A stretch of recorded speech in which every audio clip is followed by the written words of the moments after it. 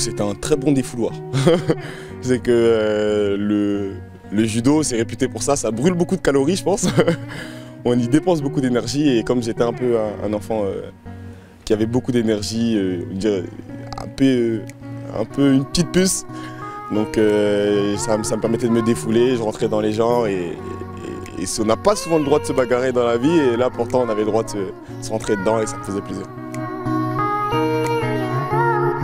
C'était en cadet 3, après les championnats de France où j'ai fait donc classé, encore une fois, et où c'était très compliqué. Le retour a été très très long en minibus.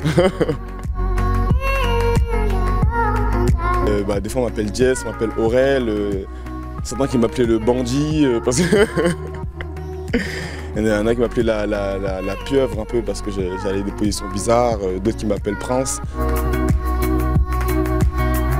J'étais au championnat de France par équipe en 2017 où je me suis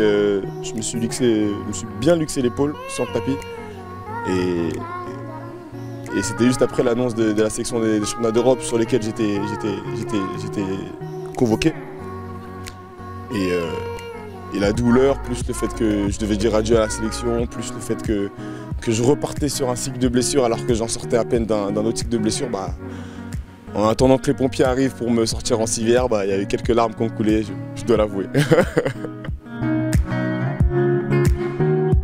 J'ai toujours voulu ramener ce titre olympique et en ramener plusieurs même.